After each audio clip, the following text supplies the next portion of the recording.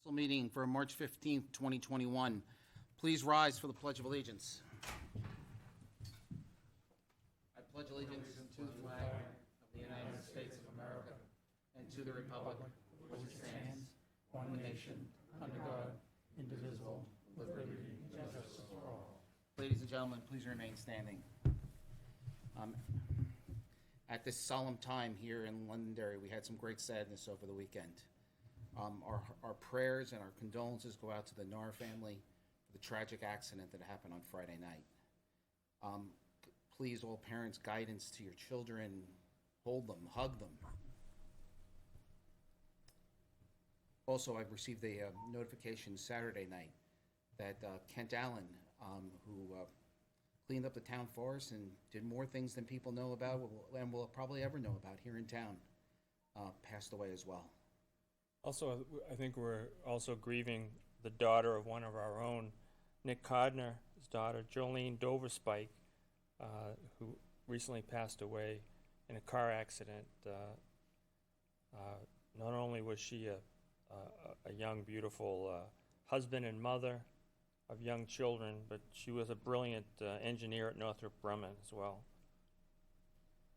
Folks, a few moments for their thoughts, their families, and for their well-being, and a thank you to the strength of this community. Thank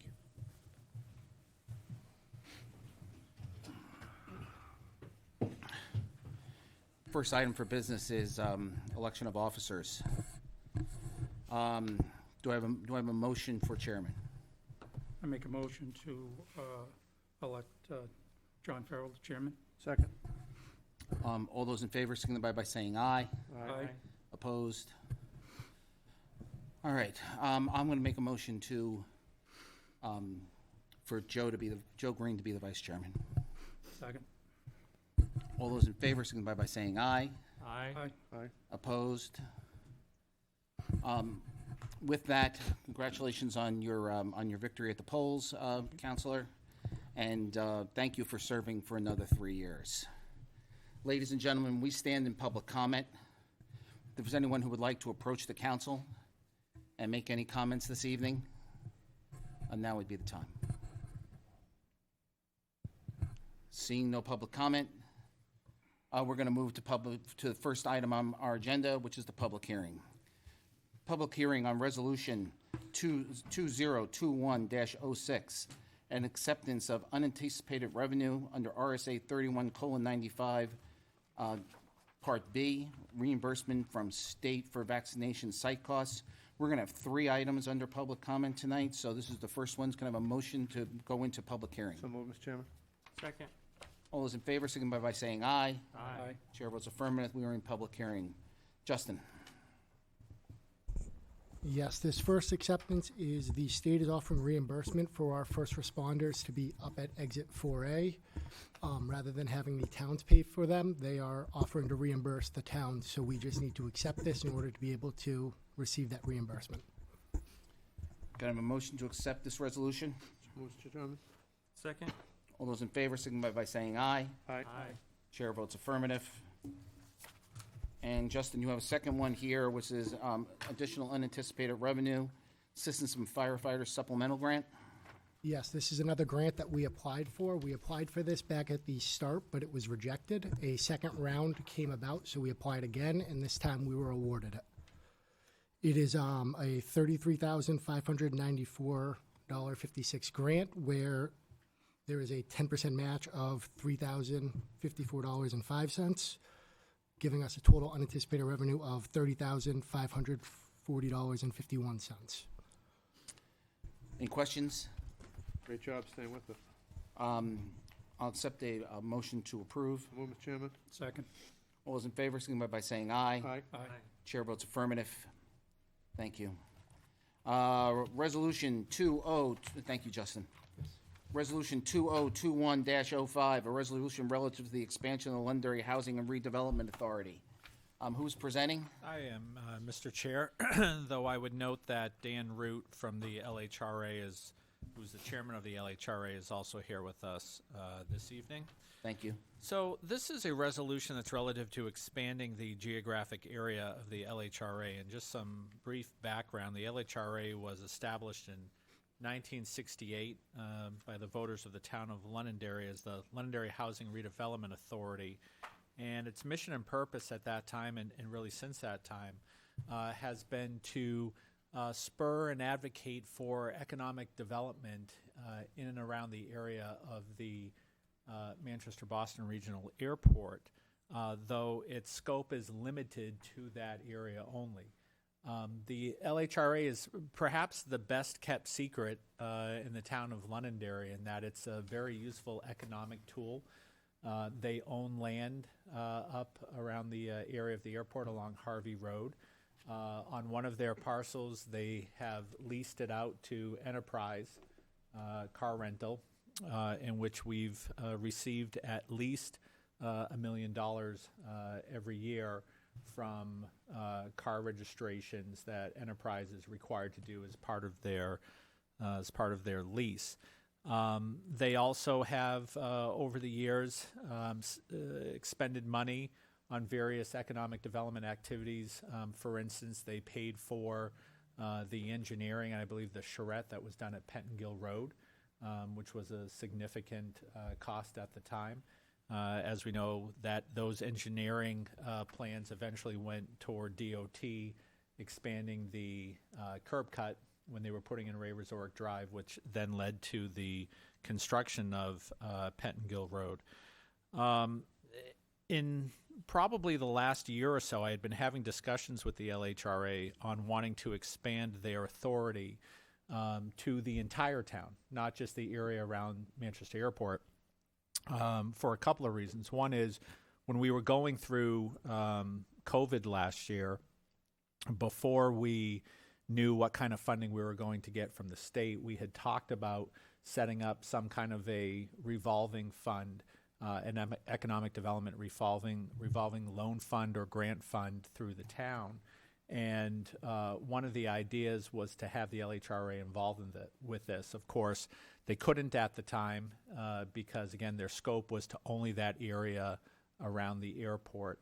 But they really could act as, and will act as, an additional economic development tool. They can do loans. They are allowed to do that, although I don't think they've done any in quite some time. And so what this resolution does, it essentially keeps the LHRA as they are now as an entity, and are able to do what they can do, but it expands it to the entire town.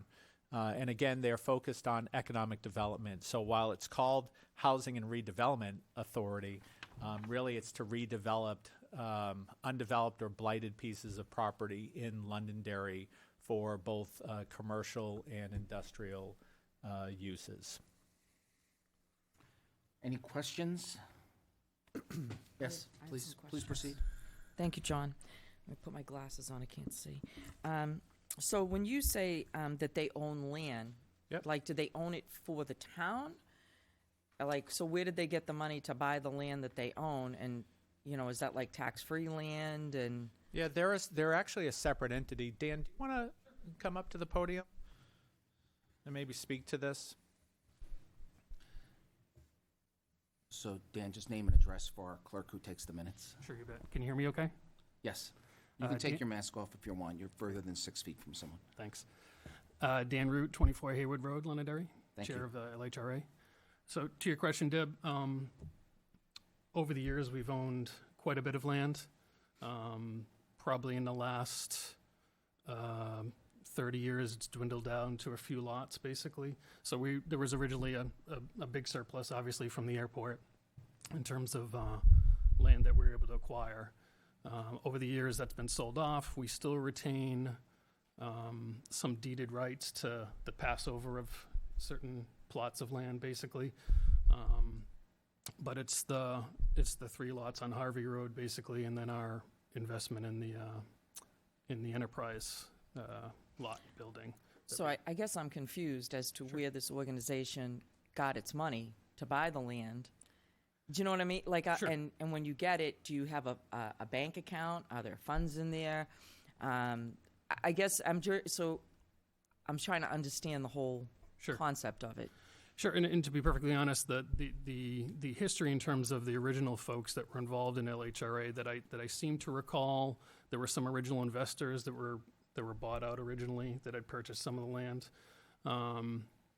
but as far as I know, we don't take any money from the town to acquire land. There are deals that we make. For example, the Enterprise deal was I believe was a lot that came back to the town, and we took it over. Dealt with the remediation that was involved, and then struck that deal for the lease and the registration fees. But we run our own. All that land was donated. Sorry. So all that land kind of was donated. No, It had to be bought, right? No, So where did the initial funds come from? Yeah. Just investors? So Sure. this is private people putting money into a public entity?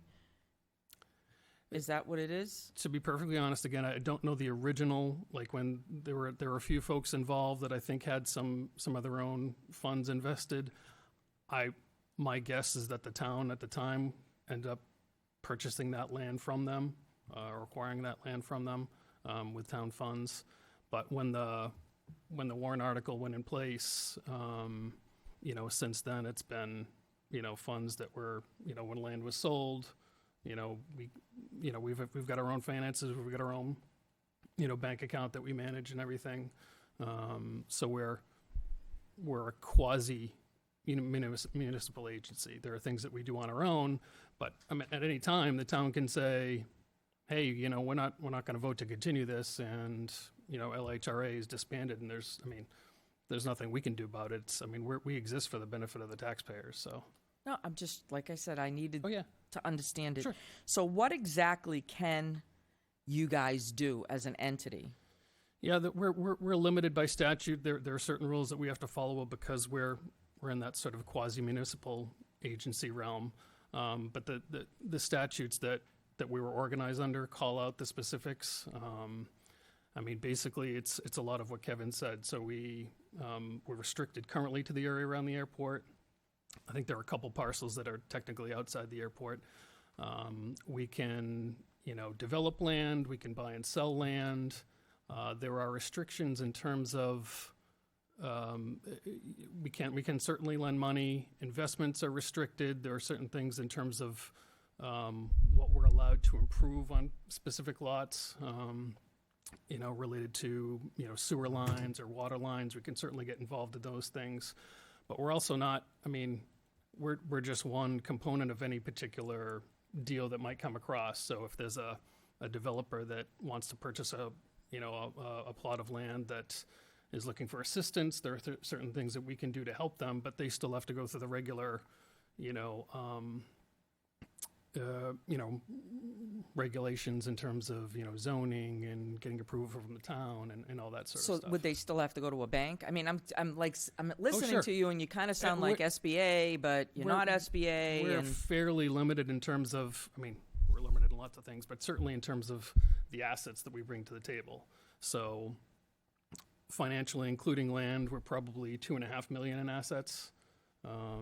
So there's a financial limitation in terms of a developer coming along and saying, here, I have this, $10 million project, what can you do to help? Well, the reality is it's fairly limited. and you told me financial scope. anybody can apply for your services, but how do you pick and choose who gets that and who doesn't? Sure. Yeah. To be honest, it's something has to fall within scope first, so it's going to fall into our current area. Okay. And after that, it's the merits of what the particular project brings to the table. Again, it's someone looking for our assistance, whether it be financial or land deal, if that's required. But Yeah. there's really I think I'd like to know more about how you pick and choose, because I think that's very important. Sure. As who's eligible and who isn't. We want to be as fair as possible to have an equal playing field to everyone. We don't want to treat one developer more than another, or another business, or a newer business over an older business, whatever. Yep. My point is keeping everybody on an equal playing field. So it'd be good if we could see a list of Like, I what mean, is, We're the talking a critique? fairly small, I mean, there's not competition here in terms of someone seeking our services. but you don't know, because maybe a lot of people don't know about you, and there may be, No, I'm just saying historically, in terms of decisions being made, right? and, I mean, we're limited in scope of the number of projects that we're really talking about here. I mean, in terms of projects that come across our plate, because of, where we are from an airport land standpoint, we're talking about maybe one a year. Yeah, but if you expand, it now becomes open to Oh, everyone. That's my point. yeah, I mean, yeah, how yeah. are you going to Yep. control that? I'm not against it expanding. I just want to make sure that there are triggers and, Sure. and things in place that it's fair to everyone. I will tell you that there's no finite, excuse me, this is, these are the specific things that go forward in terms of making a decision on getting involved in something. So we consider, everything again from the scope, from, what these people are asking for, what economic, benefit it is to the town, what restrictions are in place, what makes sense for us to participate in versus maybe some other entity or having it get tossed back to the town, folks to vote on in terms of, whether or not it's, So Something how that do they you want. differ from an SBA? I'm not sure. Thank you. Tom? Thank you, Mr. Chairman. The LHRA was originated back in the 60s. And in several occasions over the past 20 years that I'm familiar with, we have turned to the LHRA for economic development purposes. We've had economic development committees and exercised our abilities as we could along those lines. But the economic development efforts are always very temporary, and people come and go, and there's very little history that we can draw upon. LHRA is different. It's organized by statute. It has a content of business people, and we have, on several occasions, attempted to turn to the LHRA to help the town. I mean, the town's not in the business of economic development and real estate development, purchasing and buying things. So we turned to them as an agency, but in many cases, we were stopped because by the original plan, the LHRA is very limited to the geography that they can deal with in the community, and it's very much tied to the north end of town in specific geographic areas. So what we're looking at tonight is local legislation that would allow us to turn to the LHRA for help with economic development in other areas of the town that in the past, they've been limited to. So I think this is a very positive development, and like I said, we've had very good luck with them in the past, helping us. One development that stands out to me is if you go to the town garage, as you drive into that driveway, on either side of the driveway, there are relatively new pieces of property there that have been developed in the past 15 years or so. And it was the LHRA.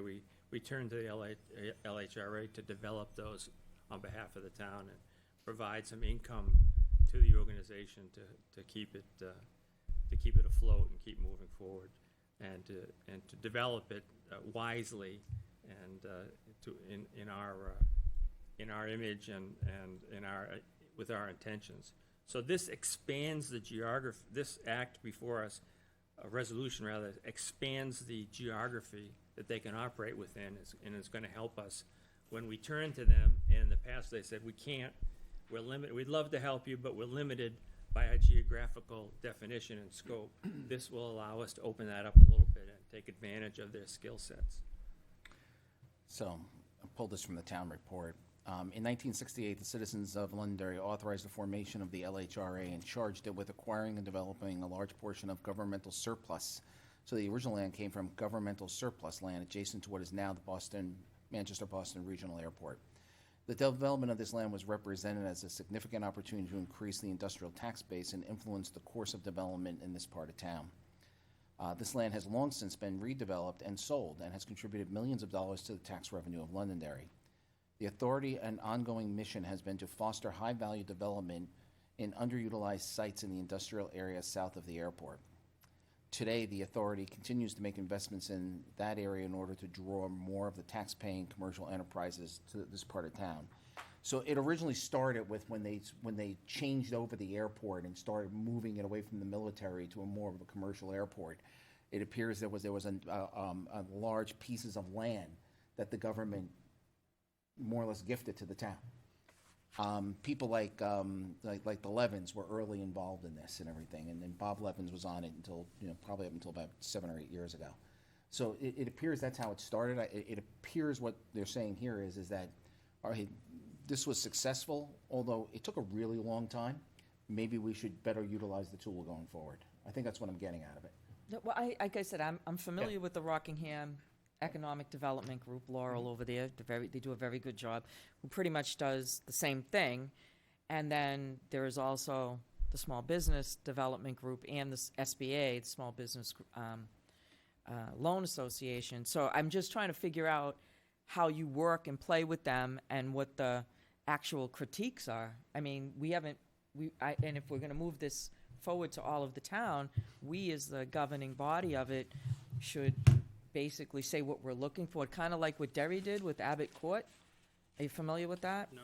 Well, Derry bought Abbott Court, and then they gave it to the Rockingham Economic Development. Well, they didn't give it to them. They charged them with an effort to find a certain type of development that they wanted to see in that, on Abbott Court. And so that's what they've been charged with. And they have not moved that forward yet, but is that the gist of it? It's the same kind of creative, things that you can do when there's a situation where maybe the town is, wants to take action on a piece of blighted land, that nothing's being done with it, or it has some, environmental issues that they can work with. We're just another tool, another entity that the town can work with and say, here, let's try and find something here where. And you can't do anything without the board's approval, correct? Or can you act on your own?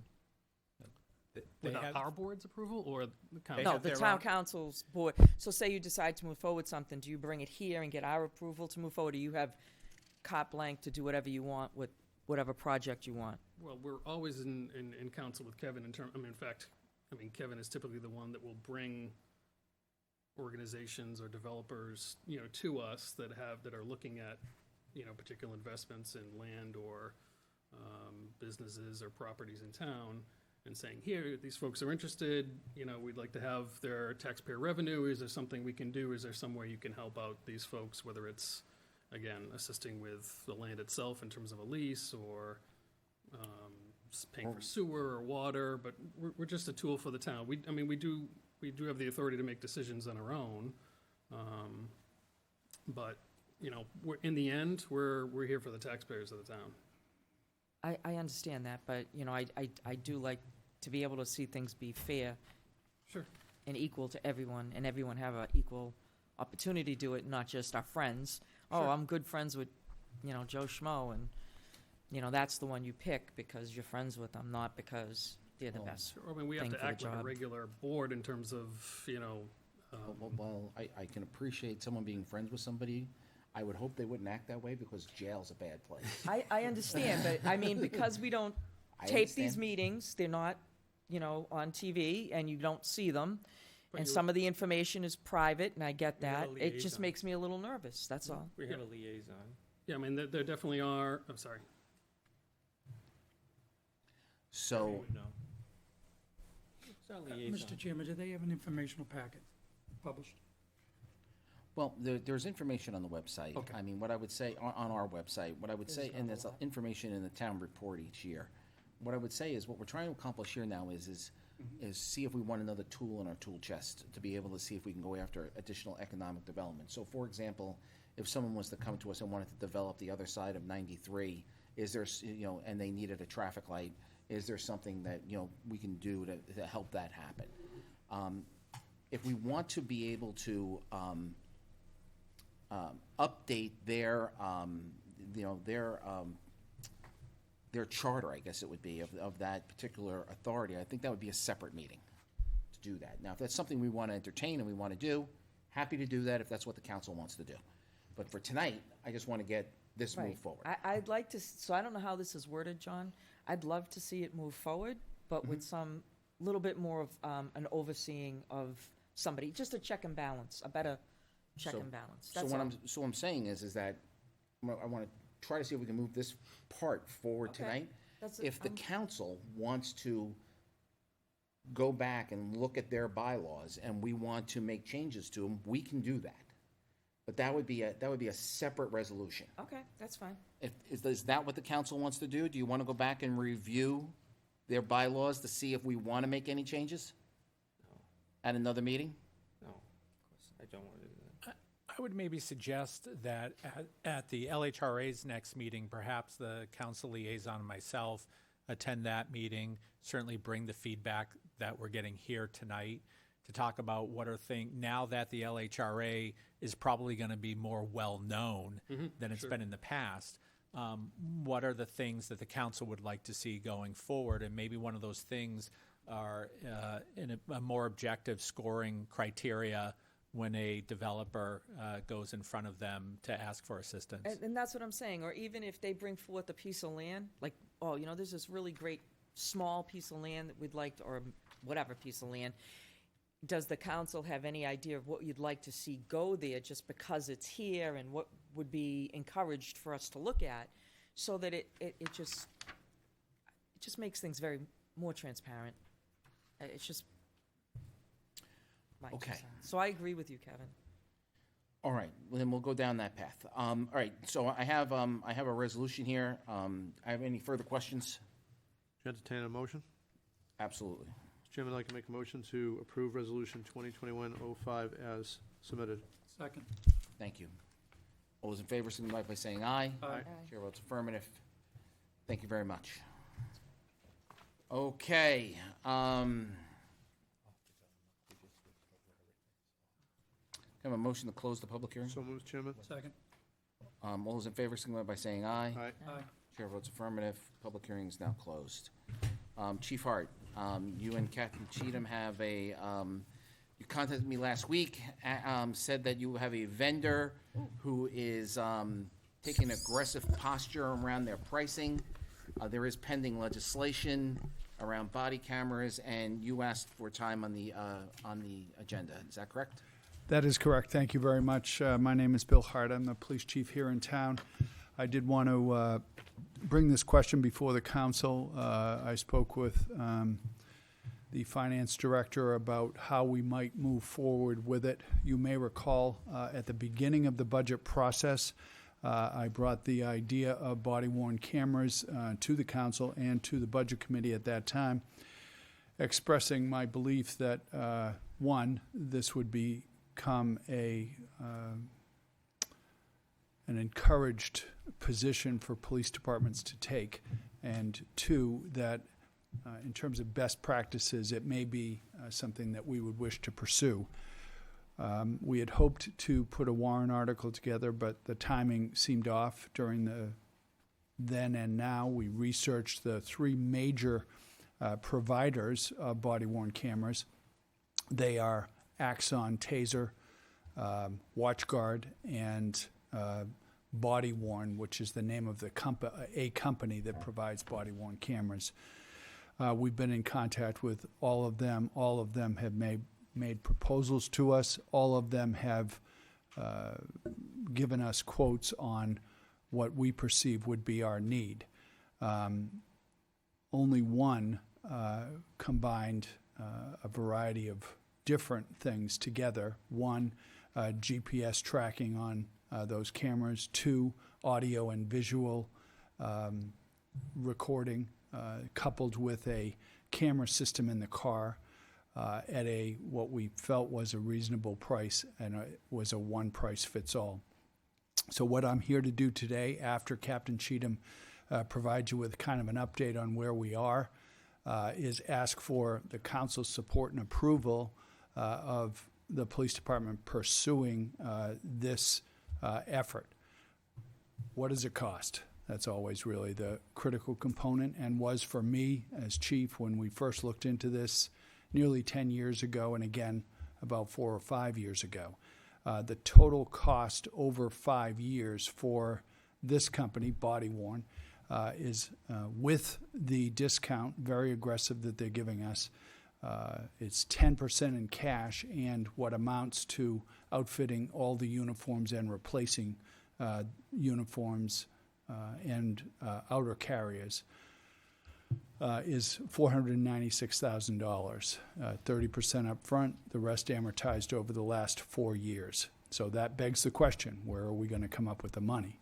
Well, this year, because of a number of retirements that we've had and we simply haven't been able to fill it, it would come from police department surplus. I've discussed this with the town manager. And next year, given the rate we're hiring people, I would anticipate we'd also be able to take it out of the surplus. Unless there are any questions at this point, I'll turn it over to Captain Cheatham for a brief discussion, Mr. Chair. So, Chief, just one thing. As you're going through your presentation, some of the immediate feedback since the agenda went out that I've gotten is due to the high level of training and the professionalism of our police department. I've actually had some people question, why do we need them? Well, frankly, it has been my position that we have not needed them. We average over the last 12 years approximately 10 complaints per year. About half of those complaints are self-generated. In other words, the supervisor, whether a sergeant, a lieutenant, or a captain, or in some cases myself, might say, look, we need to take a look at this. There seems to be a problem with how we actualized this event. So that number, 10, keeping in mind we encourage all complaints be brought forward, anonymous and otherwise, and we average 10 complaints a year. So I came before the board maybe about 5 or 6 years ago, somewhere in that time frame, and just felt, you know what, on a cost-benefit analysis alone, we simply don't need them. In my judgment, the world has changed, and we could see that beginning in the wake of the George Floyd incident of now nearly 10 months ago. Both the federal legislation that's been approved and state legislation with regard to the Lee Act, which is the Governor's Commission on Law Enforcement Accountability, Community, and Transparency, have both strongly recommended that body-worn cameras be, I don't want to say the word mandated because they've been very careful about that use, have been strongly encouraged by police departments nationwide, and particularly here in the state of New Hampshire. Both prospects involve the use of government-funded grants, which would not be cut out for us, even though we're going earlier than usual. I've also spoken with the finance director about local grants. So I think it's becoming a law enforcement best practice, and my thought is let's get in early rather than pay a higher price later. I just have one question. So like you were just saying, get in early, higher prices later. I just would like to know the difference between like what are those things called? GoPros and these. Like what are the differences? Like, cause like a GoPro, I mean the top of the line GoPro is like $400 a camera, and then the bottom line's like $160. But I just was wondering what the differences were. I know what a GoPro is. Okay. I have no idea what any difference between the major 3 providers of body-worn cameras to law enforcement. I don't know that they're in that curious. game, or I know what it is, but I don't know really anything about it. What I do know enough about to comment somewhat intelligently are the 3 major providers of body-worn cameras to law enforcement. And that's Axon Taser, WatchGuard Video, and this company called Body Worn. Yeah, I'm familiar with Axon, but I was just curious as to like what the difference. I mean, I know what the difference is financially, but I don't know what the differences are. I mean, it's, like I said, the top of the line GoPro is like $400 a camera. I really can't even comment since I don't know anything curious. about it. That's okay. Thank you. Sorry. John. Thanks, Mr. Chairman. I think just to remind everybody, I think at the beginning of the budget season, we talked about this, and one of the things that I was continually reminding people that I believe it's also a safety issue for the police officers that serve the town. And I think this is a really good tool to help that, to that end, keeping people safe. Thank you, Mr. Vice Chair. That is one of the issues that we have used as sort of, okay, how can we use this appropriately? And Captain Cheatham will talk about that in some deliberation in a few moments. But that is one of the major reasons we're looking at this particular product, which is different than the other two in that very specific regard. Thank you. Captain. Great. Chief, thank you. Mr. Chairman, members of the council, Mr. Town Manager, and everyone watching at home and in person today, good evening. My name is Patrick Cheatham. I'm a police officer, a captain here in Londonderry at your police department, and thank you for giving me the opportunity to speak very briefly on what we hope to bring to our police department and to our community.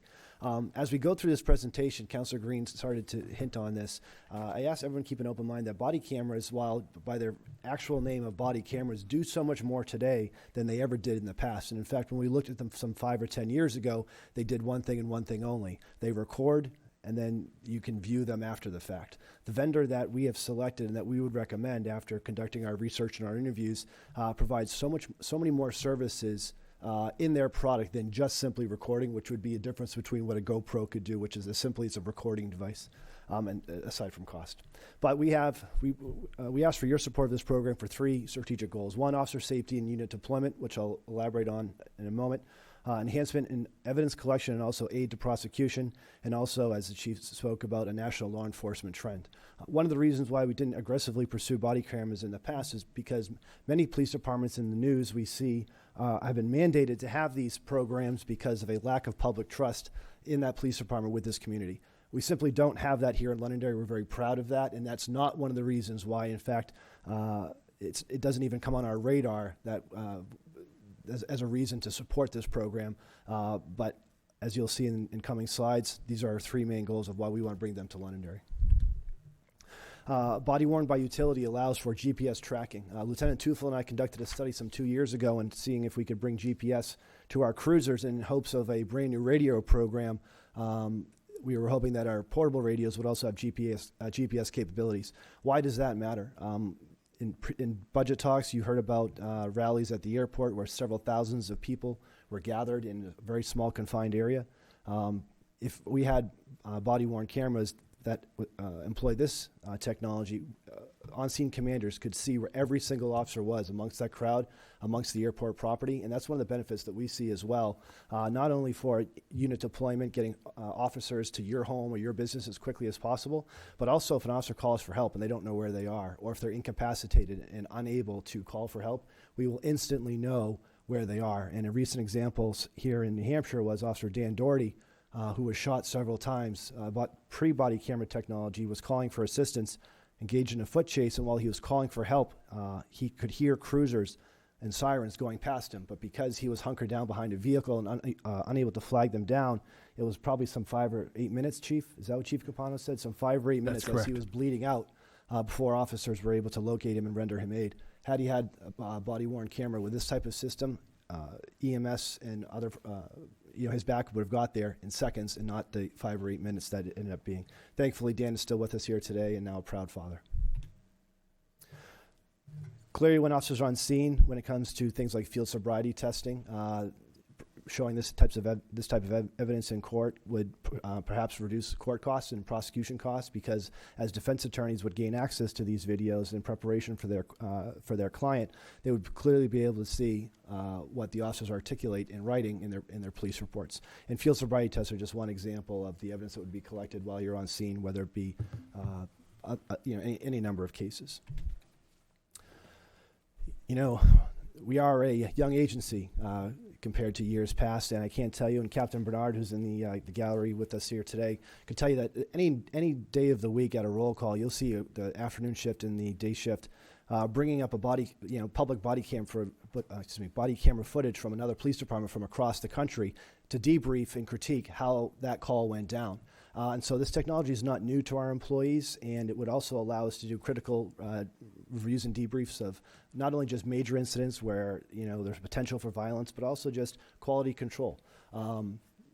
Many of you know I'm one of the 2 public information officers for the police department. Anytime I speak on MUR, I watch that video 25 times to see, was my message clearly conveyed? What could I have done better? And this is just another example of things that we could do, or not an unintended consequence, but a benefit of having body-worn technology. We see both locally within New Hampshire and in our nation's capital legislation that's proposing that police departments be mandated to carry body-worn cameras. Their potential for grant funding, those things haven't come through yet. But having tracked this over the last 18 months, this, with advances in technology, the costs are somewhat reduced compared to years past. We do believe that this is coming, as I say to my coworkers and fellow employees, this is coming to a theater near us sooner than later. And right now we're trying to conduct this research, bring a program to our community that we believe is going to be forced upon us in years to come. But let's do it how we want to do it. Let's do it controlled, and let's do it deliberately, and let's make sure we're not rushing into anything, but let's do our due diligence right now. Again, national law enforcement trends, you can see a simple Google or Yahoo search, dozens, if not hundreds, if not thousands of articles talking about how body cameras are coming to police departments across our nation.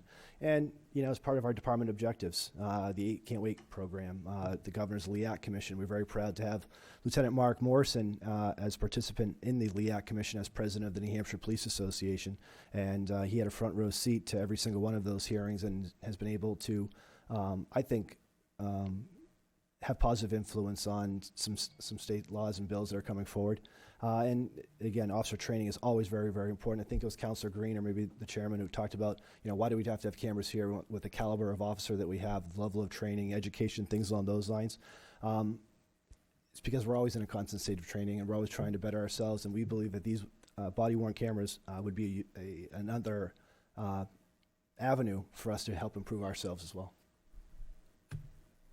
With that, I'm happy to take any questions or defer to me or the chief. Questions from the council at this time? Thank you. Chief or Captain Cheatham, how does the use of dash cams integrate with this, or is that a separate item? Sure. No, that's an excellent question. So part of this package is broken down. So body worn by utility, there are cruiser cams that would be installed as well, but the body camera that's attached to the officer himself or herself actually acts as the audio. So there's no in-car audio, there's in-car camera. And so what we would do is outfit the 12 marked patrol cars as well as the 3 SRO vehicles. So not every unmarked would have an in-car camera system, not every car in the fleet, but the black and whites that you see on Route 102, on traffic details in patrol and at our schools, they would have in-car camera systems. But then every patrol officer, sergeant, detective would have a body-worn camera as well. Thank you. I did want to follow up on one thing Captain Cheatham said. The first is the training issue. We train a lot at Londonderry PD, and it's part of the sort of the three-legged stool with regard to how we do it here in Londonderry. First is we try to make excellent hiring choices, and in general, over the last 20, 25 years, we've done that. The second is through training. We typically train about 50% more than most police departments and about 3 times more than is mandated by law. And third, effective supervision. So that's one thing, and that debrief, probably every third roll call I go to is the guys and women are speaking about, how could this situation that they have up on a public YouTube video could have been handled differently. Additionally, though, there's the question that Councilor Paul used with regard to an earlier matter, and that's transparency. Patrick and I talked about it. The camera is as effective in making sure that we don't charge somebody inappropriately as it is in assuring that those reasonably charged with crimes and violations in the state of New Hampshire are brought to justice. If somebody has either legal or factual reasons why they didn't do it, and we can view that, we're not interested in prosecuting you. So there is that benefit to the community and that sense of trust that is really the crucial component to how do we do it in Londonderry. I think it's important that we be open. So, Captain Cheatham. Any other questions? Yeah. Loaded question, very direct. Okay. I take this issue very seriously because we have a safety issue, but we also have personal issues involved with the people that are going to wear it. I'm not against it. Do you have any type of feeling on what the boots on the ground feel about this? I mean, is it- Yes. And in the beginning, it was not with our department, but when this whole situation with body cameras came on, there were fights with the unions, there were fights with everybody. And I've started to see a change, more of an acceptance. And I'm just curious how our boots on the ground, for the majority of them, not all of them gonna like it, I get it. What's the sense? Why don't I go first, Patrick, and then if you could follow up on some of the things. So from the start of this conversation internally, as we do really, and I hate sounding like, we're patting ourselves on the back, but whenever I make a policy decision of this nature, I sit down with the union and ask, how is this going to affect you? And we did that with this. In general, there's a measured sense of acceptance. As this situation began to grow roots and become something that, gee whiz, maybe we got to go sooner rather than later, I spoke to Garrett Malloy, who's the president of the union, and the thought was, let's form a committee made up of men and women of the union so they could tell us, what are your concerns, what will work, what won't work, and Patrick, if you could follow up from there. Thank you, Chief. As Chief Hart said, we started speaking to rank and file officers right from day one because we knew this would be a program unlike most others, unlike any other that we've engaged in the last 5 years. And so that's why we did form a committee of one lieutenant, one sergeant, 2 officers, 2 patrol officers, and a detective to tell us what should our policy be. What do you think? What are you guys going to be comfortable with? And we provided them with copies of policies from the city of Manchester and other departments to give it a framework. But what do you guys like? What don't you like? And please reach out to your friends that work in neighboring jurisdictions. What do they like about body cams? What don't they like about body cams? And the feedback that we're receiving from both internally and externally is it's always just a general fear of the unknown with anything. Like, how are these things going to be used?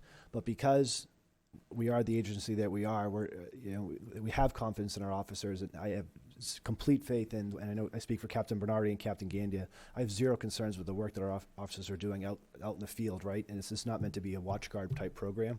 But the first time that you're accused of doing something that you didn't do, and you can turn on a body camera and watch that footage, and you can be cleared within 24 hours as opposed to, say, 6 weeks, as has been the case in internal investigations in the past. That body camera was just your best friend. Oftentimes, people's demeanor out on the streets changes when they realize that they're being recorded. It's total change in language and behavior, and that's the feedback I've received. So those are some of the, I don't want to call them unintended consequences of having body cameras, but that's some of the support from other jurisdictions that we've heard, and also I think what would be supported by our employees as well, once they actually get to see how these things work and the effect they have when they're out on the road. One last follow-up, Jim, if I might. Absolutely. Sorry, Counselor.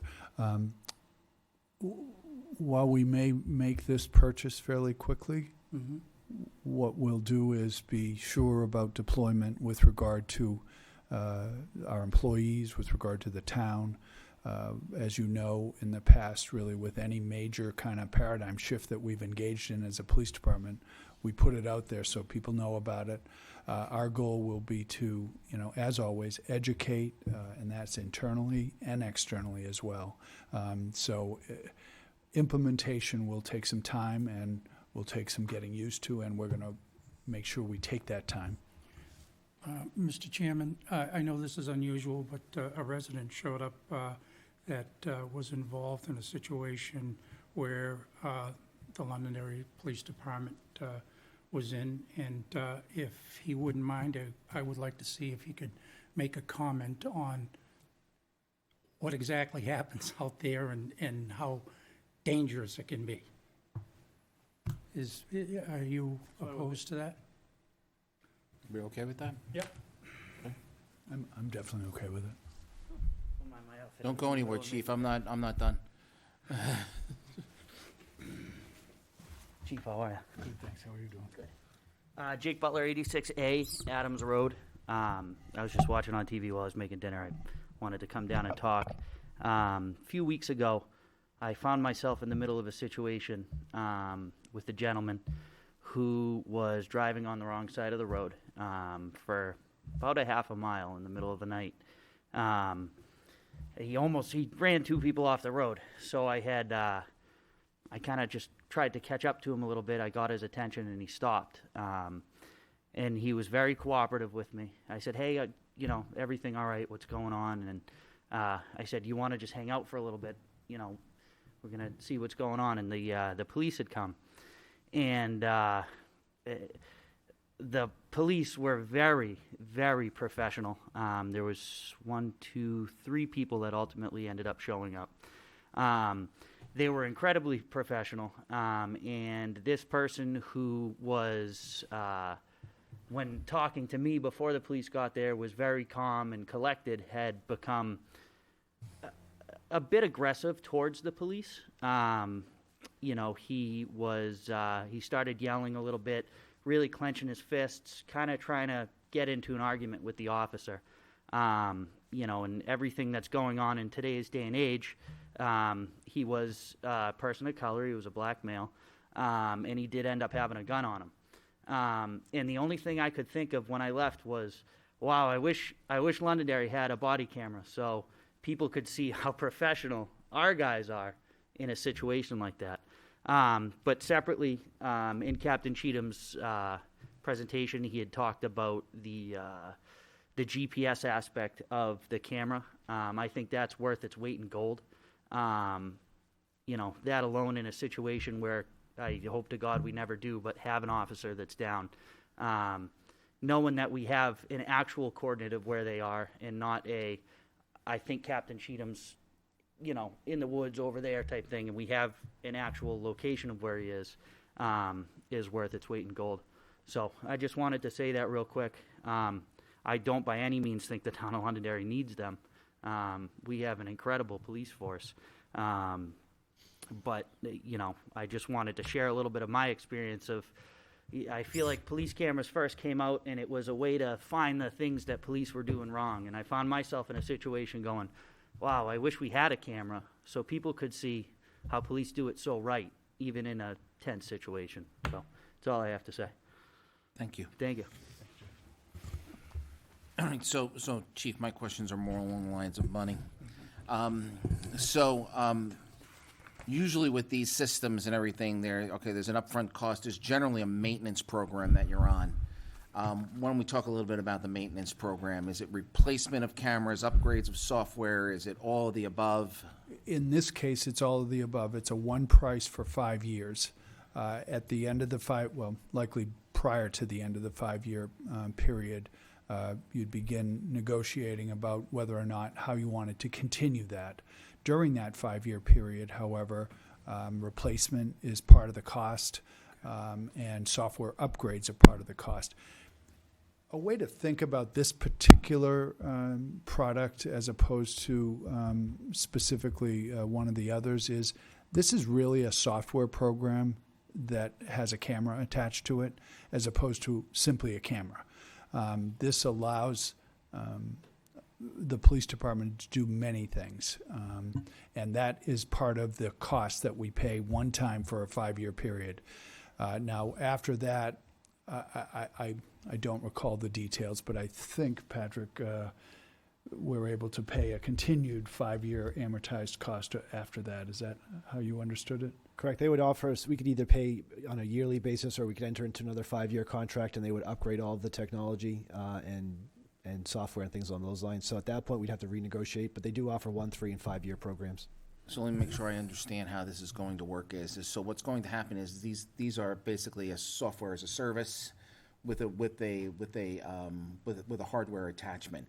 So what's going to happen is you're going to hit a link on a website or on your phone, and if you're the lieutenant, you're going to be able to, for example, go onto your iPad or your phone, and you'll be able to locate your officers. Not only that, you can actually activate their body cameras, which is has And you'll be live able to, streaming. so as the administrator, you'll remotely be able to activate their body cameras if you so desire to. yes. That's correct. Okay. What kind of storage and history do we have on this? The storage is all cloud-based, so it's not server-based, which is another distinction between the other products and this product. And that cost of storage is built into this cost. So this is a one-price-fits-all. There are no a la carte additions to this program, and that was one of the downsides of one of the other purveyors here was. Everything was an a la carte. So you bought one piece, then you bought the software program, then you bought something else, and the live streaming costs more. This is one size fits all, one price fits all. Additionally, we can, in terms of the utility of it, we can do that live stream from dispatch. So, as an example, like Patrick used the Trump event, which had a couple of assault-related arrests, that can be live streamed from headquarters. And we can immediately see what's going on, move officers into place as needed. We can do it during election process when sometimes it's important to move people around fairly quickly. So that really is a real benefit to us. So when it's 456,000? Was that the number? 496. 496. Give me a moment. Total. All right, so that's divided by, okay, so, all right, wait, 496, divided by 5.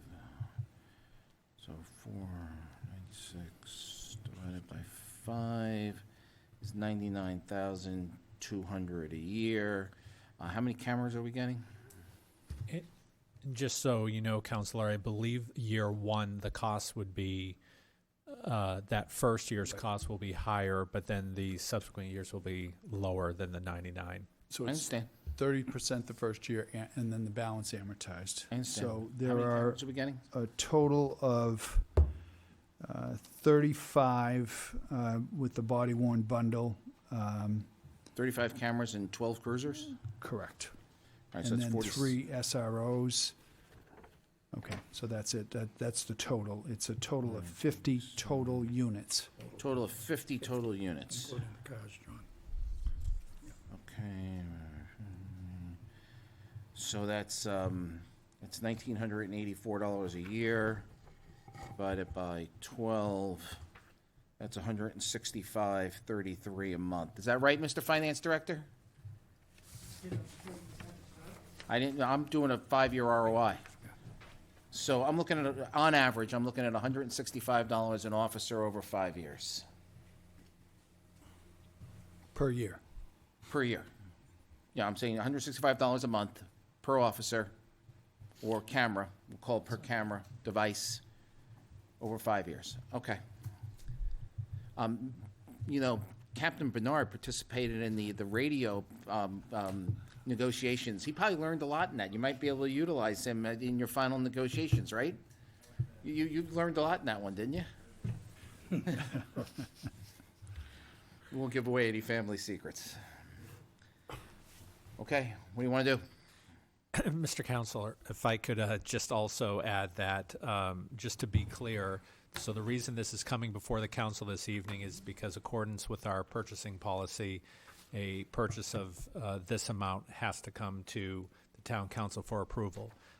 In addition, you should just be aware that beginning in fiscal year 23, so that is not next year's budget, but the following year's budget, the one we'll be approving and starting this November, this annual cost will become a part of the default budget, which is roughly $85,000. Approximately, that's correct.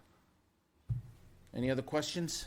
I just have one question. Sure, of course. You made mention about grants. Yes. So like if you purchase this, right, can you still get the grants to apply to it, or do you have to get the grants? Like, I don't know how that works, With so I'm regard sorry to for being this- ignorant, but With the, no question is ignorant. With regard to the state grants, because the procedure hasn't been outlined yet by statute, I don't know. But with regard to the grant guy that we have, I'll let Justin deal with that. I've spoken with our individual and informed him that we're trying to go forward with this Yeah. quicker, and he said that he'll start looking at grants where essentially what we would do is, in addition to that 30%, whatever we would get for grant money, if we are able to obtain any, we would put down to lower the future costs, because grant money is typically for certain years. So we don't want that I money was to just lapse. afraid that if we bought it, we wouldn't be able to get the grants There, and there then may wouldn't be be able some to that we're apply not. it. There may be some that we're not able to, but he believes there are some that we still would be able to. Oh, okay. So because we're in the situation where we're trying to get ahead of the game, he thinks that he'd be able to put that in the grant description to explain it and hopefully award us some. I spoke with him and told him that we need to kind of pick up the pace on that, and he said he was going to be getting back to me this week with anything he is able to get, and hopefully we'll be able to lower this cost even further. Yeah, I just, like I said, I just no, didn't want absolutely. us It's a great to miss question. out on a few dollars. Yeah, no, it's a great question. All right, thank you. Okay. Can you, Kevin, can you speak with our insurance carrier and find out what credits we're gonna get out of this? Because we should get some credits. All right, so what do y'all wanna do? We'll move forward. Agreed. Everybody wanna move forward? All you need is a consensus? Or you need? I need a vote, an approval, yeah. So moved? So, all right, so let's, so I'll accept the motion for the approval of entering into negotiations and contract for the police body cameras with, what was the name of the company? Body worn. 2 words, body worn. Body Warner. BODYWORN. Body worn. So Body moved worn. with the spelling? Second. All those in favor, signify by saying aye. Aye. Chair votes affirmative. Yeah, please do use those skills that, that Captain Bernard learned. We will. I want You to say would, thank you, and thank you to the town and then for the contract, faith in us. Thank you very much. which is negotiations. Thank Right. you very much. Thank you, Chief. Okay. They know what I mean. Yeah, the thing. Okay, thank you. Update from Freedom Energy, and there's no vote tonight. Correct. All right, just an update from Freedom Energy. This is Bart Frometh. Hey, Bart, how are you? Chairman, how are you doing tonight? Good, thanks. Thank you for having me. Yes, as Kevin just said, originally we had a plan to vote on the Community Choice Aggregation Plan that the Community Choice Aggregation Committee had put together a little over a year now, before the pandemic started. But you might recall I'd given some information to Kevin about 2 or 3 months ago now surrounding a House bill that had come up, HB 315, which had significant potential impact on community choice aggregation here in the state of New Hampshire. Originally, we were opposed to the bill in terms of the fundamental changes it was going to make to the program. Notably, one requirement that was inserted would force communities that were looking to move forward with their community choice aggregation plan to essentially agree to a contract with a supply vendor at a rate prior to a time when we would know what the price to compare was with Eversource, creating a risk that we might enter into a contract and by the time Eversource went out for their standard offer bid, find ourselves upside down for the beginning of that contract, which would ultimately be very unattractive to the residents here in the community. So one of the things that we were able to accomplish with the help of your fine representative here, Representative Thomas, as well as Chairman Vose on the Science, Tech, and Energy Committee, was to come to a compromise with Eversource and other utility stakeholders. And as a result of that compromise, we actually have a lot of positive now that's coming out of HB 315. So we've gotten rid of the requirement or the proposed requirement that we have to line up with standard offer bids. And one thing that's really in our favor versus the regulated utilities is that timing is something that we can use to our advantage. Whereas the utilities go out every 6 months or every 8 months and then 4 months for their bids, we can do market reactions when the market is most favorable to the residents here of Londonderry. So that's been reinserted into the law. Another thing that was going to be a potential problem for us was the fact that when we go out for our CCAs, I apologize. I forgot what the second point I was going to bring up was. I know.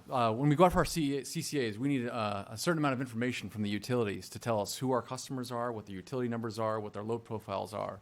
under the proposal for HB 315, we were only going to get names and addresses via the town tax rolls. That doesn't have any utility information on it. So what effectively that would have done was it would have created an opt-in scenario where we've had to go to every resident in the town and get that information from them directly, which would have been cost prohibitive in terms of a cost per customer acquisition for our program. That also has been taken out.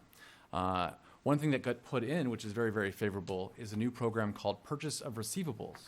This is extremely attractive for what we're trying to accomplish here in Londonderry, because every state that has community choice aggregation, other than New Hampshire, has this program. And what it does is it has the utility guaranteeing the credit or the receivables for every customer in your community choice program.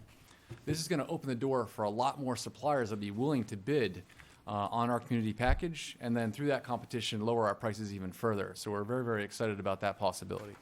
Now, I talked to Rep. Thomas a little bit earlier today, and he said they had to make one little change in committee before they can go and pass it to the full floor, but it had an 18-0 vote in committee. And obviously getting bipartisan support for anything these days is challenging, so that's a very good sign for us. And we've got our allies lined up in the Senate, and it sounds like the governor's office is very much on board as well. So one of the reasons we decided not to move forward with the vote tonight is because there is a small change in terms of where we anticipate the law going. Before, we could pass our committee plan and then bring that to the town council for approval under the current laws that's written right now. There's one caveat now that's being entered through the amendment to HB 315, which would call for us to bring our plan to the PUC, the New Hampshire Public Utilities Commission, for approval, just to make sure that that we're in line with the current laws. And either they issue us a rejection letter, or I think it's after 30 days or 60 days, we're deemed accepted. And so my proposal to the town council tonight is, rather than approve our plan first, run the risk that there might be some change between now and when we are capable of bringing before the PUC, and then have to come back to you if there was some sort of change that they asked us to implement. I recommend that we would wait, submit our current plan once this docket has opened for all CCA plans to be submitted, get that approval from the PUC, and that'll return to the town council for final approval of the committee plan. Sounds reasonable. Any questions? I just Yes. said, I have one question. You mentioned, and maybe I didn't hear you right because you were talking kind of fast. I apologize. That's okay. You said that, I think you said the town gives you, or somebody's going to give you my information on my bills, something more than my address. Yes. So I'm very uncomfortable with that. well, it'd be your account information, your account number, which was needed to enroll your account in the process. So anytime. Well, that would be only if I wanted to take you on as a service, correct? So the way that this program is structured, you'd receive an opt-out notice from the town only if you're on default service, if you're buying from Eversource. You get a notification in the mail that would give you 30 days to respond if you wanted to opt out of the program. If you chose to do nothing, you'd be deemed Automatically put in? automatically put in. But with So wait a minute, wait Sure. 1 second. So the town is saying, okay, you can have all of our citizens and you put out this thing, and we have to contact you to opt out, not to opt in. correct.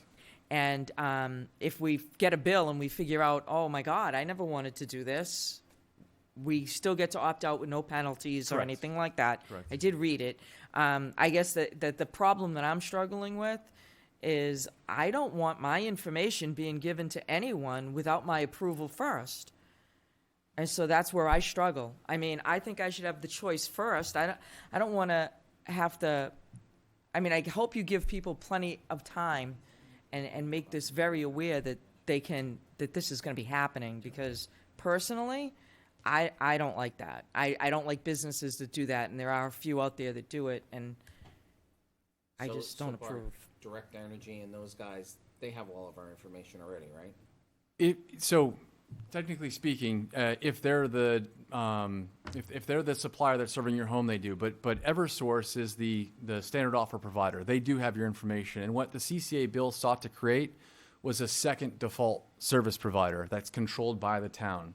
So, in order to make the town stand in the same shoes as Eversource and give us the same opportunities, we have the same access to your information, so that they don't have the monopolistic right to hold that information for themselves.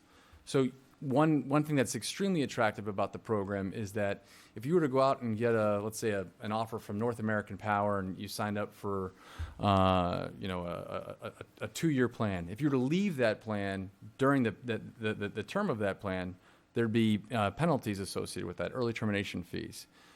What we're offering is, again, the same thing as Eversource. You leave Eversource, you can leave at any point in time. There's no fees. The same would be true of Londonderry's community choice aggregation program. Well, So you do it's not the same because, I've gotten all these offers in the mails and phone calls, and I chose to stay with Eversource.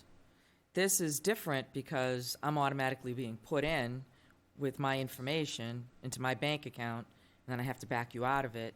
Well, first of all, I'm just a little, We wouldn't have any access to your bank. Just your Eversource account number is the only. it's not an auto pay. because that's the way I am with Eversource. It automatically just takes it out of my, And you can choose to stay with Eversource. So what? I just want to make sure that people know that part of- this is happening. If we go down this path, part of what we're going to need to do is for the 9,000 Eversource people getting Eversource delivery here in Yep. town, what we're going to have to do is, and they still, if the power goes out, they still got to do what they do, is we're going to have to do an aggressive campaign on our part, the town's part, to inform the people of, this is what we're doing, this is what the offer is. If you don't want this offer, return the card. Okay, and 'Cause who's they're gonna- paying for that? Them or us? They're going to mail a So card. the third party supplier that's chosen will actually pay for the opt out cards per the statute. So You're going to pay for all the promotion of it to make sure that people know for in it. conjunction with the town, we work on social media, we work in community outreach, we hold public meetings. Well, you say in conjunction with, so are we financially obligated? You're not financially obligated to anything. This is a Okay, totally I'm just turnkey checking. solution. No, Yeah. I'm sorry, I'm not. There's no reason for to apologize. What we're trying to do is we're trying to figure out if this is going to work for the community. We may get to the end of this, Okay. and we may have 100 people walk in here and say, we don't want it. But what we need to do is get to the end, so that we can actually make a proposal to the community that says, Eversource is charging 7 cents a kilowatt. If we buy as 8,000 homes, we're going to get 4 cents a kilowatt. And that would be guaranteed for, For the Whenever. life of the contract. Yeah. And so in the way the contract's structured with the town of Londonderry, we might get to a bid situation where we don't like the offers that we've been presented, and we simply just put the program on hold or terminate at that point in time. So this is every bid in exploration until the contract with a third-party supplier is signed. It was also key to what Representative Thomas helped us to accomplish at the State House, which was to make sure that we avoided a scenario where CCAs had to set their rates prior to knowing what the rate to compare was with the utility. Obviously, that's a non-starter if we don't know that we can't bring some savings to the community. But that group buying power, not having to pay for legacy cost issues like the Merrimack scrubbers, is pretty attractive, considering Eversource has a lot of additive that goes into those rates that you have to pay on the standard offer that wouldn't be something that we're subjected to through the Londonderry CCA program. yeah, well, and one of my fears is if you're offering, Eversource isn't going to want to lose that money that they could potentially lose on their side by us going to you. They're going to, in turn, may jack up, and we still have to pay Eversource. They're, caring for the full poll fees to make up the loss that they lost because the customers went to you for a lower. Do you know what I'm saying? I'm not saying they're gonna do that, but it's a possibility that in the interim, it all becomes a wash because Eversource jacks up its cost of maintaining the poles and trimming all that stuff, and then we still have to pay. So whatever we saved with you, they're gonna make up. You know what I'm saying? So that's through the restructuring laws that we passed in the late 90s and early 2000s, Eversource is prohibited from making any money off the sale of the commodity. So all of their rights to revenue gains, their return on investment is all through transmission distribution. So they're, in a way, the supplier of last resort. One thing that was compelling for New Hampshire to pass this law with CCA is that of the states that have third-party supply options, New Hampshire had something like 80% of our residents that were still on the supplier of last resort with Eversource, kind of paying those high rates because we didn't have a purchase of receivables program, which was this exciting new opportunity that we have through HB 315. We didn't have the supplier choice, and our customers weren't getting the products that many of our larger businesses get. So when we take a look at, we had 92% of our commercial industrial customers that, because of their size, are buying competitively and not buying through Eversource. If we can group those purchases together through a larger aggregate purchase, lower their pricing, and negotiate one contract for everybody through the town, we're going to be able to provide those services to the residents of Londonderry, and I think it's going to be a big win. Joe, I got Tom. Go ahead, Tom. Thank you. Mr. Chairman, I have a couple of comments and questions. one, I'd have to agree with you that we are very fortunate to have Representative Thomas associated with this. He's got considerable technical brain power that he brings from the Technology Committee. I believe he's the vice chair now of that committee, so Londonderry is fortunate to have him on our team. What's your... Bart, what is your real first name? August. Okay, I'm looking at the A on your jacket. I see it's something other than Bart. Now, if we do hold off, which we're determined to do until the legislation is settled a little bit more. Yep. How much longer before can you predict before Londonderry can start residents can start taking advantage of this lower cost electricity? So one of the biggest holdups is, even after the legislation passed in 2019, one of the sections in SB 286, which was the enabling legislation, was not clear on information sharing. And in order to enroll a customer, you need to have the utility provide access to the account number, and you plug that into what's called an EDI system, and that initiates a changeover from the utility over to the third-party supplier.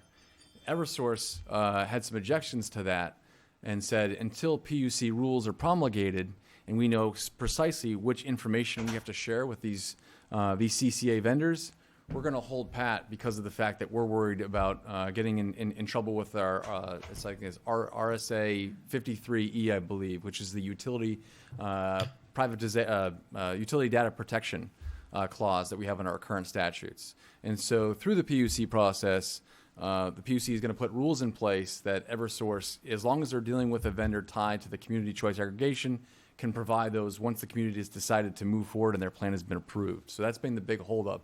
And I would anticipate that with the legislation as well as the rules promulgation that has to follow, the docket that has to be open, we're probably unfortunately now looking at either very late 2021 or we're looking at spring of 2022 at this point in time. Okay, thank you. I would predict there will only be a very small number of Londonderry residents who would not want to save money on their electricity. The average opt-out rate in Massachusetts, for instance, is about 7.5%. Yeah, that's low. Gee. That's probably Okay, yes. Joe, you had a question. Yeah, no, I was just Yeah, going to go say, ahead, Joe. what you just said, Council Dolan, is that I don't think there's going to be many people that are not going to want to save some money here. And after you're done with this one, can you move on to cable? Oh, boy. Thank you, sir. All right. Real quick question. Someone concerned about their account number. Do they only give the account number to you, or do they give the account number and all the historic payment information and all that? Well, what do you actually get? So I understand the access to the account number, but do you get historical with that account number? Can you So read this- into everything that the customer's done? You cannot read into everything. The supplier would get just the account number, and then they'd use that to enroll in the system. Got So, it. Right. Thank And you. the bill still comes from Eversource. yes, everything still appears on the Eversource invoice, Got and it. you still go to the Eversource to pay your bill if that's what you've done Got it. historically. Yep. Thank you. All right. Anything else? Well, let's see how you make out. And, and as everyone knows, Eversource has to go to the PUC no matter what they want to do with anything. Right. So, all right. Thanks, Bart. Thank you. All right. It's Thank been you, an everybody. interesting journey. Thank you. Yeah, it has. All right, thanks a lot, everybody. Have a nice August. Thank you. night. Yeah. I like it. All right. Order 202107, an order relative to the expenditure maintenance trust for various projects. Yeah, Mr. Chair, these are just winter maintenance at the Town Hall, Fire Department, Police Department, Library, Morrison House Access Center, and the Senior Center. Okay, and this is for $2,155. Can I have a motion to approve? Chairman? And a second? Second. All those in favor, signify by saying aye. Aye. Chair votes affirmative. Thank you. Order relative to the distribution of fire equipment capital reserve. The fire chief did text me and tell me he would be available if absolutely needed, but I told him to take the evening off. So, Mr. Finance That's why Director. I'm here. This is to withdraw from the Fire Department Capital Reserve account. This is our match for the AFG grant that we accepted with Resolution 2020-13. It is to purchase our portion or contribute our portion of the SCBA's that the fire department were awarded with that grant. Do I have any questions? Mr. Chairman, I'd like to make a motion to approve 2021-08. Second. I have a motion and a second. All those in favor, signify by saying aye. Aye. Chair votes affirmative. Thank you, Justin. Okay, next item, department head recommendations and appointments. As per the charter, the town council has the final approval on all department heads. So, Mr. Town Manager, who would you like to recommend, and what appointments are you seeking this evening? Thank you, Mr. Chair. I'm going to be asking the council to approve 2 department head recommendations this evening of John Trottier for the Public Works Director and Nick Codner as the Chief Building Inspector. John Trottier is a 19-year employee with the town of Londonderry. In all of that time, he has worked as the Assistant Public Works Director under Janos, and he's got the scars to show for it. Though I will say in the last year or so during COVID, while Janos had been working a good amount of time remotely due to medical issues, John has been in every day, in essence, somewhat operating as the director. And for those of you who have worked with John on the planning board, and certainly I've worked with him on a weekly, if not daily basis, I believe he's got the competency, the skills, and the experience to lead that department going forward, and is well equipped to take it on. Nick Codner was hired 4 years ago, initially as our code enforcement officer. He then moved up into the assistant building inspector position, and again, I'm looking to have him appointed as the chief building inspector, taking over for Richard Canuel. Nick brings over 30 years experience in the building and trades, as he was a self-employed contractor for many years. Nick's lived in Londonderry since 1980, raising his family here, and certainly has the expertise and the temperament, I believe, to do the job and lead the department going forward. So, well, since Mr. Trotter is the only one here, come on up, sir.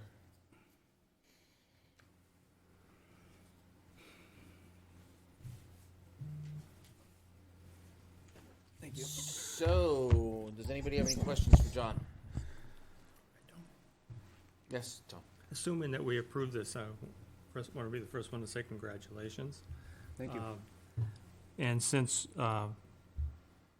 we are prohibited by our charter to give direction to you guys without going through the town manager, so I'm going to go through the town manager and suggest that you provide him with a plan without adding cost to our budget, a way for our drop-off center to be open year-round on some probably some limited schedule in the cold months, but at least not completely shut down, except for we open for a couple weeks around Christmas time. But give our residents more access to the drop-off center.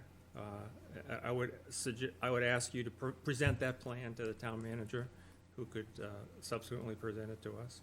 Sure. Yep. Nobody can ask for their road to be plowed first, okay? I can't. Yeah. I can tell you that on several occasions, I've had the opportunity to meet with John, and all I can say, it's been very, very professional. Anyone else? Good choice. So, Make a motion. Is there was there anything else we wanted from the town manager about Public Works? Now's our opportunity. I'm serious. Kevin? Candies that have liquor in them during the Oh, budgets. we gotta have those. Do you know where Janos bought them? No, I don't. It was some Polish store. Probably. Yes, there is one thing I'd like to talk to the town manager. Now's the time. Okay. Is that with the unfortunate passing of Kent Allen, he was the backbone of transforming the town force into what it is today. And I think that we're going to need, or I suggest, that we look at the DPW possibly taking on a little bit more of a role in there. I'd like to say something to that, Jim. I've been going to the Beautify Londonderry meetings, and they're really looking for something other than the event that they do every year, and that might be the perfect venue for them, because that's what they were trying to figure out. You know, we only do this one event, and I actually suggested a fall pickup, Beautify Londonderry Day in the fall, and this might be the perfect venue for them to do something over there. And I know that the green team would work with them as well. Yeah, and to that end, prior to Kent's passing, Laura Gandia and the planning department had begun discussions with Kent's wife Meredith about forming a committee that would regularly, at least start with the forest to keep it maintained. Kent's daughters have since been in touch with me and are seeking to do the same, and definitely want to help out and volunteer. But Jim, to your point, I know the garage was, the guys from the garage were already doing some work in there. Extremely helpful. I'm sure we can continue to engage them. Good. Thank you. So what I do know is that over the years, we've been adding any landfill for the schools and everything, which has helped enhance their property. I would appreciate it if we would approach the schools and talk to them about, my understanding is they're spending tens of thousands of dollars to move snow around. And I know after the storms are over and snow's piled up and everything, perhaps we can look at a way to help relieve the taxpayers of a little bit of money. If after everything is accomplished, if we might be able to help them save tens of thousands of dollars in snow removal, because I know we have the equipment to do it. So if we could look into that as well, that would be appreciated. So, John, congratulations. Thank you. And you have your town manager to see for assignments. Some marching orders. Thank you. Thank you, John. Thank you. Best of luck, John. Thank you. Thank you. Thank you. Also, we'll endorse Nick as well. Yes. Yes. Okay. Absolutely. All right. On to next item. I'll accept the motion to approve the minutes as presented for March 1st, 2021. So moved. Second. All those in favor, signify by saying aye. Aye. Bill votes affirmative. Minutes are approved. Do I have anything on liaison reports? Yes, sir. Not a traditional liaison report, but we will begin the water cleanup issue in town with our first inaugural meeting a week from Wednesday at 7 o'clock. What date, Tom? What is it? What's the date? Wednesday, March 24th. 24th, okay. Thank you. Yep.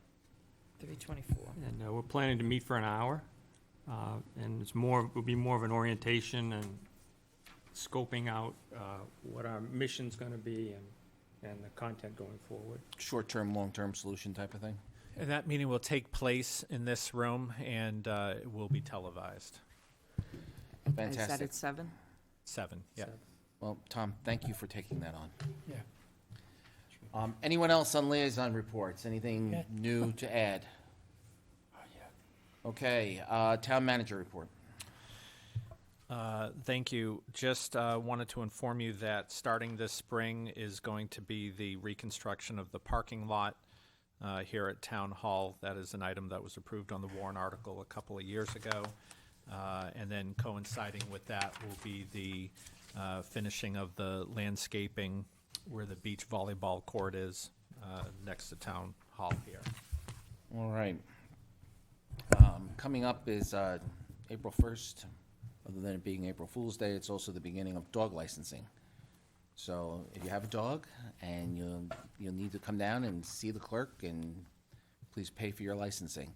And do keep in mind that, the licensing is so that, if there is an issue, the town has a record of your dog and we can help. On that issue, so people don't get annoyed because it's very sensitive, if your dog, previously licensed dog has passed away, let us know so you don't get those annoying correspondence that seem to be somewhat threatening about fining you for not registering your dog. And it's painful for those who have lost a family member being a pet. So just let us know that the dog has passed away and we won't haunt you for your license. And I'd like to say kudos to the department because during COVID, it was very hard to get your dog in to see a vet, and they were very patient with people waiting. I mean, it took me almost 9 months to get in to see For the rabies? Checkup, rabies, whatever. So they were very patient and very understanding. So they did a good job, not being mean or harassing. They were just, hey, by the way, and very understanding. So I thought that was important. Did you want to? Do you want to go ahead? You know what's coming up. I think so. Yeah, go ahead. So the town clerk, in conjunction with the animal control officer, the fire department, and the police department, is going to be hosting a rabies clinic at the fire department in April. I don't know, John, do you know the exact date of that? I don't know the exact date. I know it's Londonderry Animal Clinic doing it. Yeah. So that'll be at the fire department. We'll put it all over social media, but it's an opportunity for people to get their dogs shots at that. All righty. Do we have anything else this evening? It's April 10th, I'm told. April 10th. April 10th, and my understanding it's going to be at the fire department in one of the fire bays. Okay, so first, let's end with with last week. So 2,030 people showed up to vote on $120 million. 1,500 people showed up in Derry to vote, and 1,300 people showed up in Wyndham. From my understanding, there was low turnout across the entire state. Mm-hmm. We would love to see a lot more participation in the spending of our local dollars. So if people could really tell us even through the year what they're thinking and everything, but please do come in March and vote about your money. To those people who work the polls, thank you very much. It's greatly appreciated. To those people who ran for offices, whether they successfully or unsuccessfully, thank you very much. The thing to keep in mind is when you hold public offices is you hold public office 24 hours a day, 7 days a week. And we always need to keep those things in mind and always be looking out for what's best for the community. So with that, I'll accept a motion to adjourn. So moved, Mr. Chairman. Second. All those in favor signify by saying aye. Aye. Chair votes affirmative. We are adjourned.